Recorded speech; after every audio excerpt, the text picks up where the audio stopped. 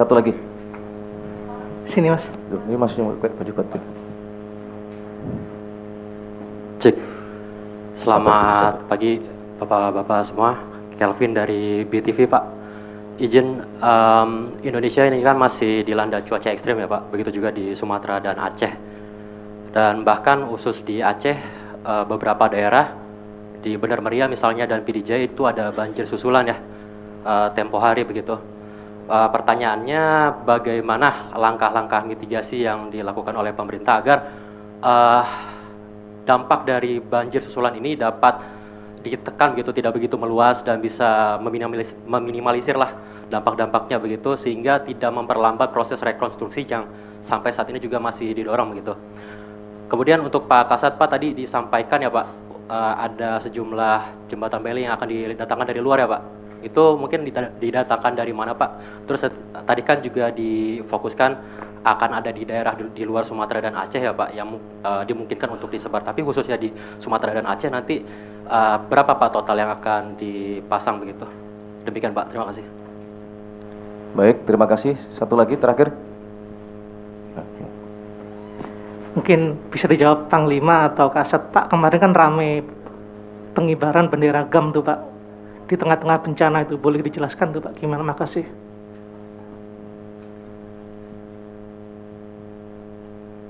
Ada lagi, satu lagi deh.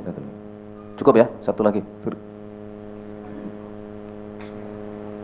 Sesuai dengan yang pertama kali mengacungkan jari. Ya, terima kasih Mas Mensesnek. Izin bertanya kepada Pak Kasat, Pak Maruli. Tadi kan sempat dipaparkan soal jembatan Bailey yang ternyata ada baut-baut itu ya Pak yang tadi. Nah itu hasil investigasi atau pendalaman dari TNI seperti apa itu, yang pelakunya gitu, pengembangannya gimana gitu. Itu aja sih, terima kasih. Baik, saya kira cukup ya. Manfaatkan 29 dalam proses pembersihan, tetapi karena ada kerusakan yang total, itu 19 sekolah tidak mungkin siap di tanggal 5 Januari, masih akan menggunakan tenda.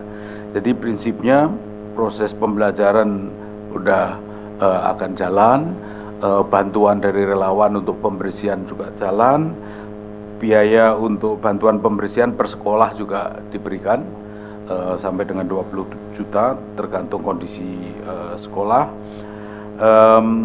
Jadi nanti kita juga memanfaatkan bukan hanya tenda. Misalnya di Kota Padang itu kita malah ada puskesmas yang cukup berbesar sehingga berbagi tempat untuk puskesmas tanpa mengurangi kualitas layanan di puskesmas. Jadi ini memang kondisinya semacam itu, terus dikawal dari Kemendikbudrismen dan Kementerian Dalam Negeri untuk menjamin pembelajaran bisa jalan dengan moda yang berbeda-beda nanti di tanggal 5 Januari. Itu Pak Mensesnek. Baik, terima kasih Pak Menko PMK. Untuk selanjutnya berkenan Pak Panglima TNI atau Pak Kasat.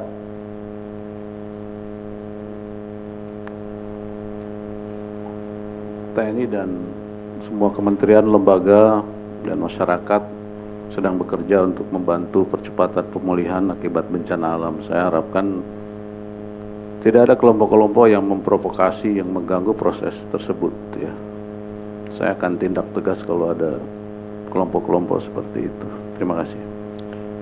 Baik, terima kasih Panglima TNI. Kemudian Bapak Kasat berkenan, ada tadi pada pertanyaan tentang jembatan Beli yang ada bautnya yang hilang. Terima kasih Pak Mensesnek. Jadi untuk pembelian Beli memang ini barang hampir jarang yang ready stock. Jadi dikoordinir oleh Kementerian Pertahanan, dicari di berbagai negara berapa mereka siap, mereka kita beli untuk ke sini. Begitu yang disampaikan kepada saya, dan saya menyiapkan titik-titiknya, berapa titik nanti di daerah bencana, dan kalau lebih dan kita gunakan di daerah lain. Dan ini juga jadi ide bahwa nanti ke depan kita punya stok jembatan Beli untuk menghadapi bencana maupun membuat jembatan-jembatan Beli di daerah-daerah. Jadi itu saya kira tentang Beli, pembelian.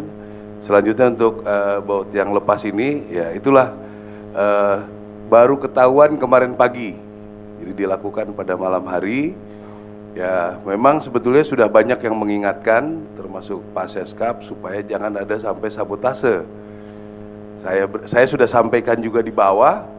Ya di bawah juga pikir, ya masa sejahat itu orang gitu loh.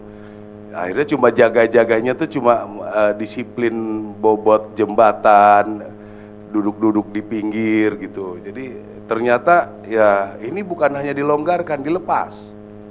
Jadi memang niatnya sudah luar biasa ini.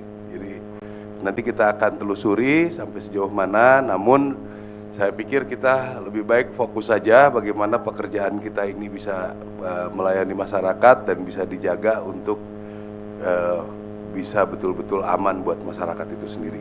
Saya kira itu, terima kasih. Baik, terima kasih Pak Kasat. Terakhir pertanyaan tentang bagaimana memitigasi